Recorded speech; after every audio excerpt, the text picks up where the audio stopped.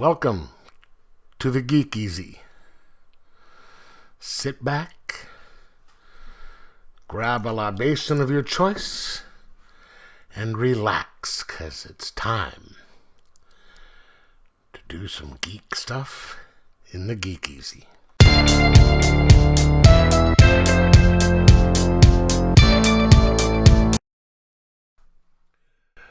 Welcome to the Geek Easy, fellow geeks. Let's pop open a beverage of your choice,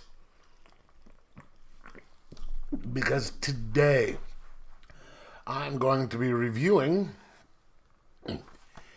Harriet Tubman Demon Slayer, published by Kingswood. Is that Kingswood? Kingwood Publishing, I think that's who does this.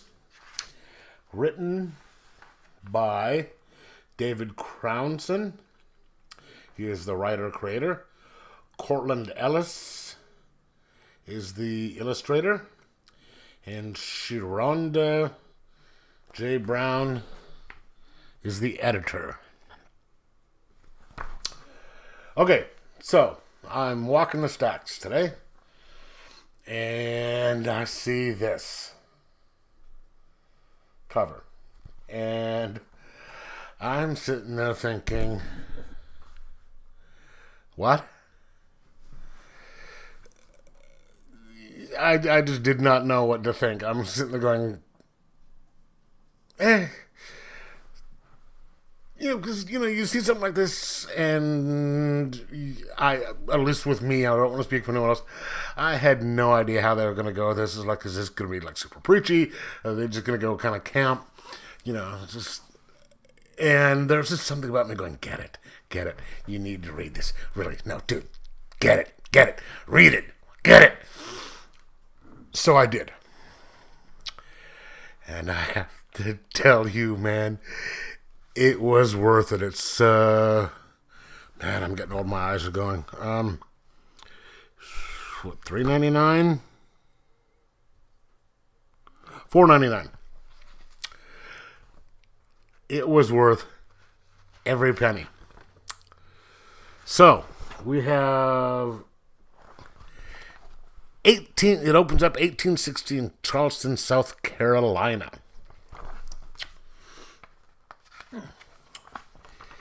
You have, oh wow, Venus Edgefield in her bed, and she's woken up by her father, because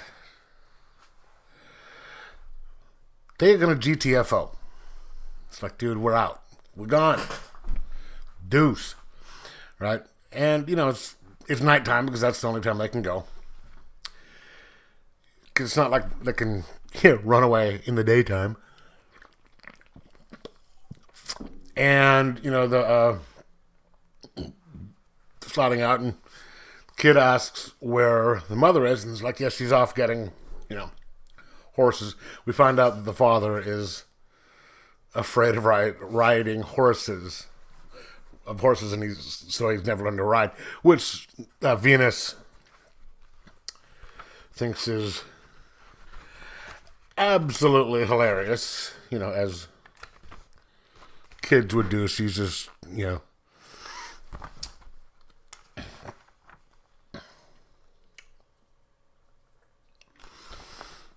mother shows up. But in the process, there are a couple of guys who say they work for the plantation, and they're like, yeah, we're getting paid to make sure you guys don't escape. So there's a little back and forth on that, and then you find out they're vampires. Because, they're starting to, the reason they find out they're vampires is because they pull out some guns, shoot them, and these guys get right back up and like, yeah, that we're vampires, guns can't kill us, but damn, they hurt like a motherfucker. And so there's a little back and forth on it. The vampires are just giving the people a hard time, threatening them, saying, okay, they come up to the kid and say, they're starting to threaten them, and they're going to eat him. And then all of a sudden, somebody shows up, and you hear somebody going, excuse me,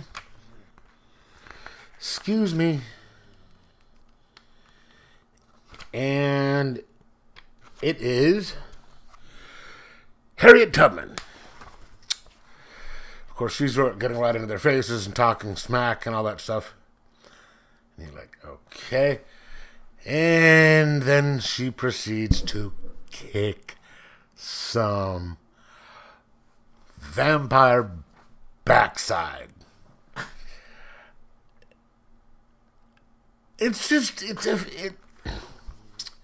Despite the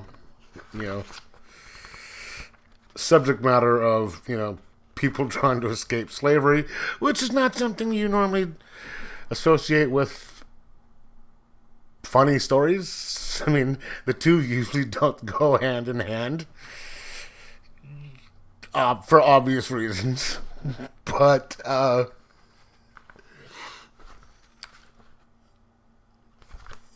the situation is utterly ridiculous.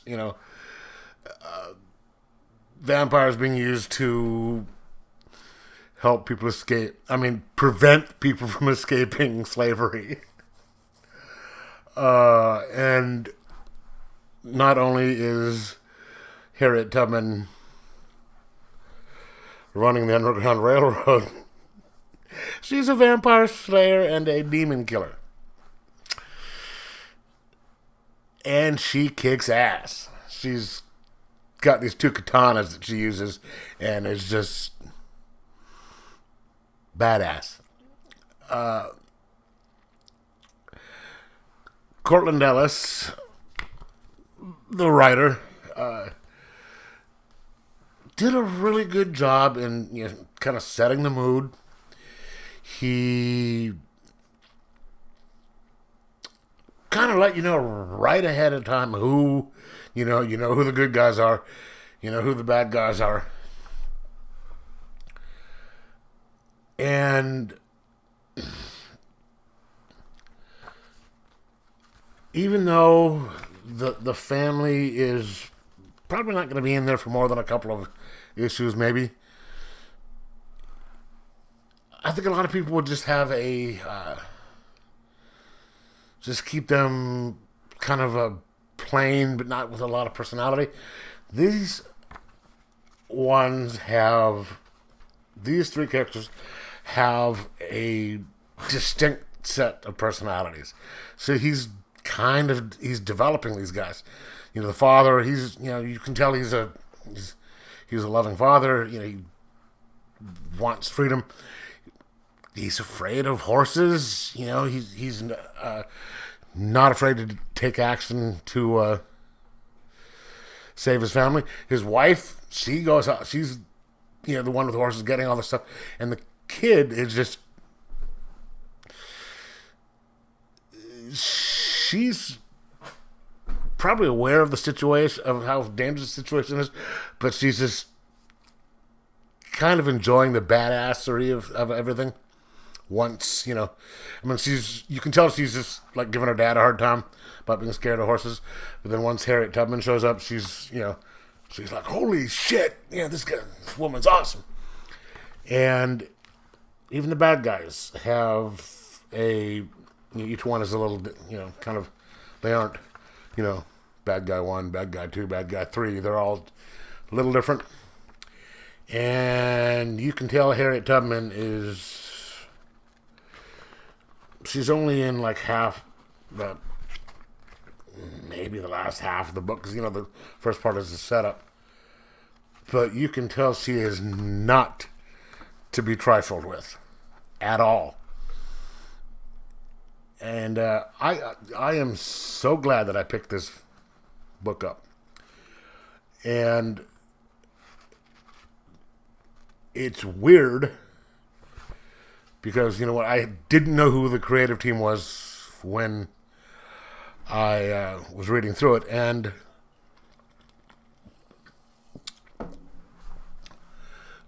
let's just say some of the people in there, as in like the vampires, are using certain historically accurate words in reference to the family. And I was like, oh, this is going to be interesting. But then I saw the back. It has the creator bios on there, and I was like, okay, that's cool. And that's one good thing about a lot of these independent books. You do get a brief synopsis of the creative team,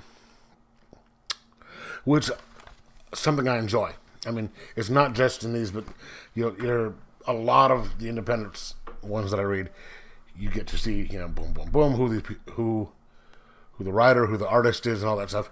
And these guys, the two gentlemen and a lady, seem very accomplished in their background. There's more than just this. More than that's just this that they've worked on. And I highly recommend this book. I think it's a very, very well done. The story is, there's not really any fat on it. It kind of just gets right to it. It moves along at a good clip without, you jumping, like, okay, there's boom, boom, boom. So like, hey, what just happened? It moves on at a good clip. It's not skipping anything. It's not, going over things over and over and over again. And the art is very well done. And it has you, or at least me, laughing. And it was a really fun book, and I'm glad I picked it up. And I am going to get the second one. And if the quality keeps up, which I'm hoping it will, I'm going to keep going on it. So I'm going to give this 4.75 out of 5. And just say, awesomeness. Anyway, let me know in the comments below what you thought of it, if you read it. And like, subscribe, and most of all, enjoy your comics.